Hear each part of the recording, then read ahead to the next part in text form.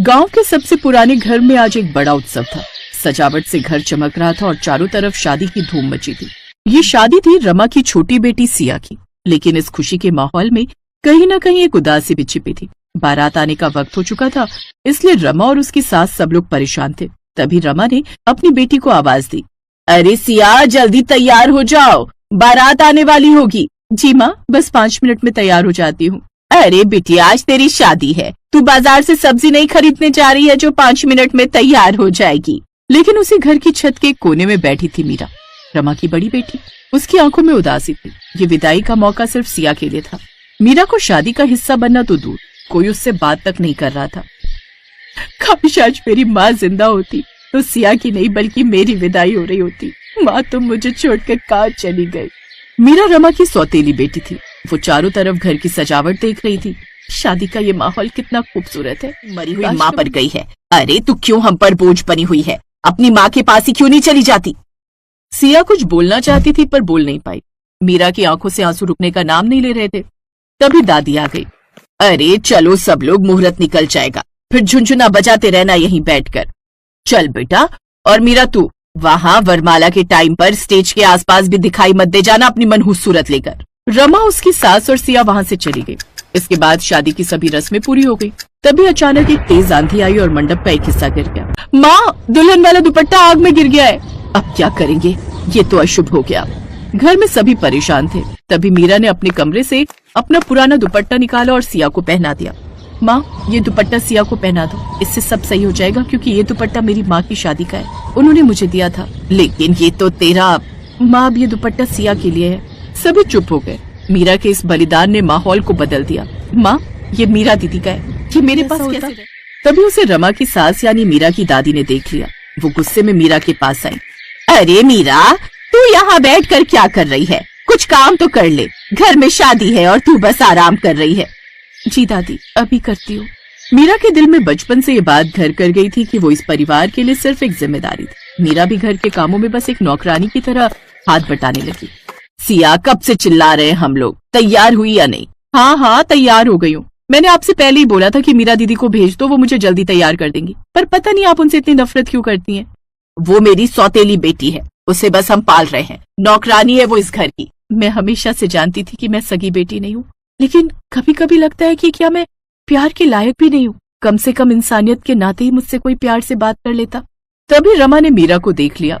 ओए मीरा, इधर आ, तू यहाँ छुप छुप कर हमारी बातें सुन रही थी? नहीं माँ, मैं तो ये बताने आई थी कि बारात आ चुकी है। तो बताया क्यों नहीं? तू बिल्कुल शादी में क्या होगा? लेकिन सिया, अगर तू दुपट्टा नहीं लेगी तो अशुभ हो जाएगा। एक ऐसा शादी वाला दुपट्टा तो होना ही चाहिए जो किसी की माँ ने गिफ्ट किया हो, वो भी अपनी शादी वाला। ये हमारी परंपरा है। माँ, शुभ अशुभ बाद में देखिएगा, पहले ये सोचिए कि मीरा दीदी के साथ आपने हमेशा ऐसा क्यों किया। मेरी विदाई के पहले आपने उन्हें कितनी खरी खोटी सुनाई। वो आपकी सौतेली बेटी हुई तो क्या हुआ, इंसान के नाते ही प्यार से बोल देती। सिया ने पहली बार मीरा के लिए आवाज उठाई। उसने वहाँ पर मौजूद सभी को मीरा के साथ किए गए भेदभाव के बारे में बताया। गाँव वालों, अगर मीरा दीदी यहाँ ना होती तो शायद आज मेरी शादी रुक जाती। माँ, आपने हमेशा उनके साथ सौतेला व्यवहार किया। हमें नहीं पता था कि आप अपनी सौतेली बेटी के साथ इतना बुरा व्यवहार करती हैं। लेकिन इस घटना के बाद भी रमा के व्यवहार में कोई बदलाव नहीं आया।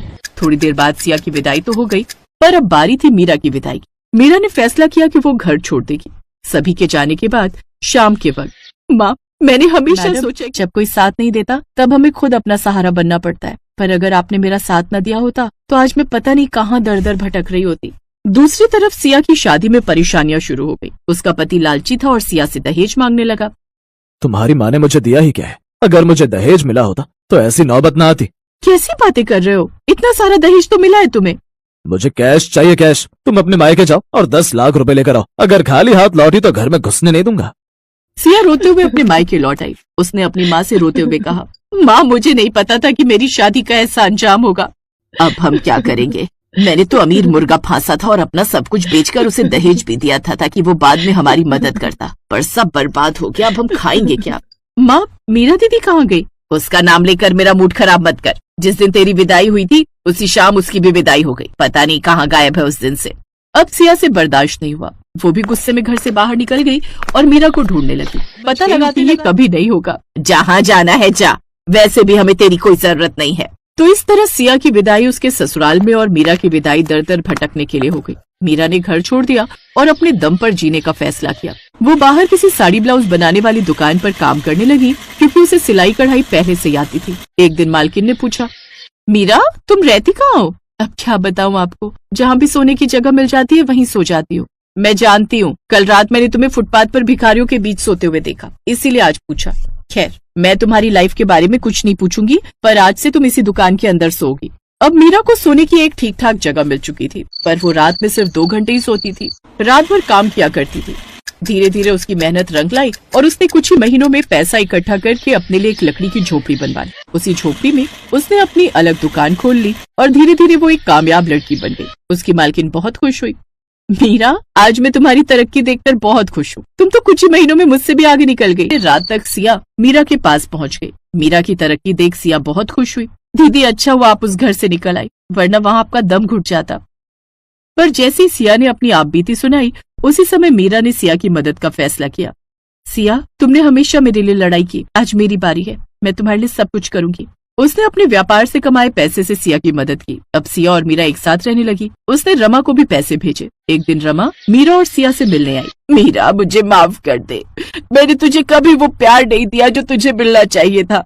माँ, प्यार देने के लिए कभी देर नहीं होती। मीरा के बलिदान और प्यार ने परिवार को फिर से एक कर दिया। सिया और रमा ने मीरा को गले लगाया और सबने मिलकर नए सिरे से जीवन शुरू किया।